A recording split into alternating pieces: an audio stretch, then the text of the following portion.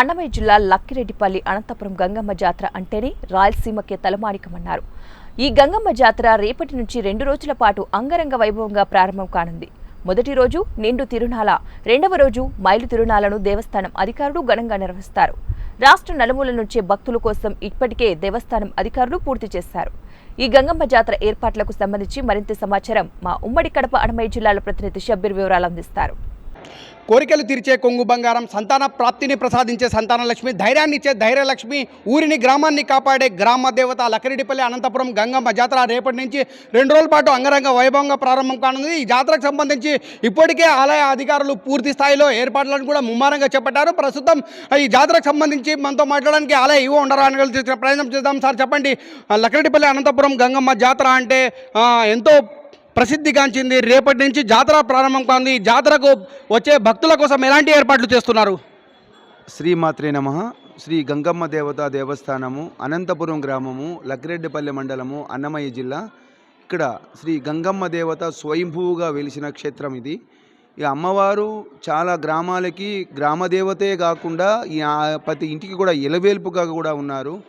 కాబట్టి అందులో ప్రతి సంవత్సరంలో భాగంగానే ఈ సంవత్సరం కూడా అమ్మవారి బ్రహ్మోత్సవాలు అంటే జాతర యొక్క ఉత్సవాలన్నీ కూడా 10/3/2024 నుండి 12/3/2024 3 రోజుల పాటు హిందూ సాంప్రదాయ పద్ధతిలో అత్యంత వైభవముగా నిర్వహించబడతాయి.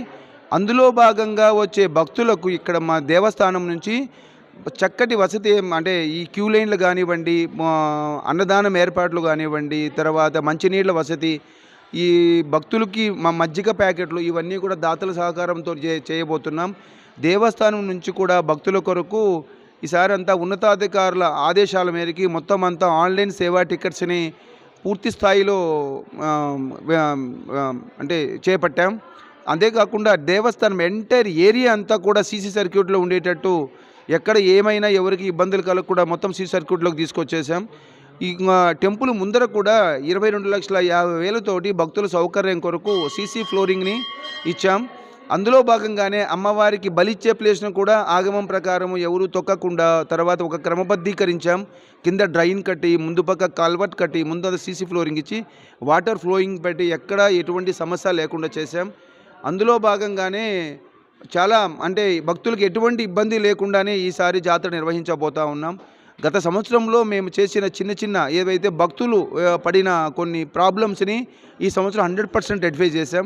బుకింగ్ కౌంటర్స్ కూడా టెంపుల్లో కొద్దిగా ఇబ్బందిగా ఉండింది. వాటిని 100% టెంపుల్ ఫ్రంట్ సైడ్కి తీసుకొని భక్తులకి కన్వీనియంట్ అయిన క్యూ లైన్స్ని ఏర్పాటు చేశాం. చలవ పందిళ్ళు కానివ్వండి, ఎక్కడా కూడా భక్తులకి సరి అయిన వసతి అంటే దర్శనం ఏర్పాట్లని కానివ్వండి, ఎక్కడ ఇబ్బంది కాకుండా ఈసారి అన్ని చర్యలు చేపట్టబోతున్నాం.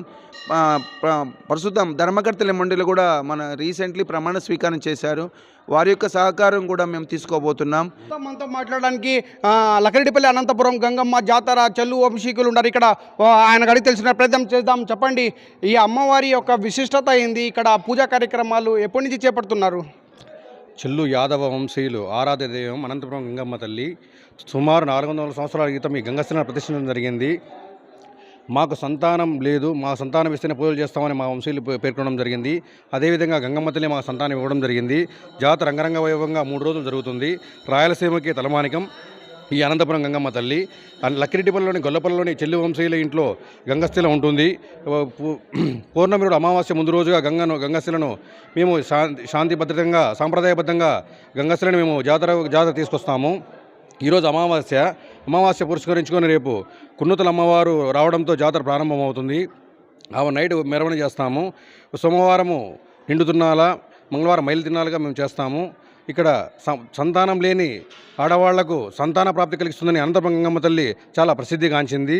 ముఖ్యంగా మేము సంతానం అనేది మా వంశీయులతోనే స్టార్ట్ అయింది. ఇక్కడ చెల్లు వంశీయులకు సంతానం ఇవ్వడం వల్లనే మిగతా కుటుంబీకులు కూడా సంతానం ఇస్తుందని చాలా ప్రసిద్ధిగాంచింది. ముఖ్యంగా చెల్లు నారాయణ యాదవ్ ప్రధాన అర్చకుడి కుటుంబీకులు ఈ సంవత్సరం జాతర జరపడం జరుగుతుంది.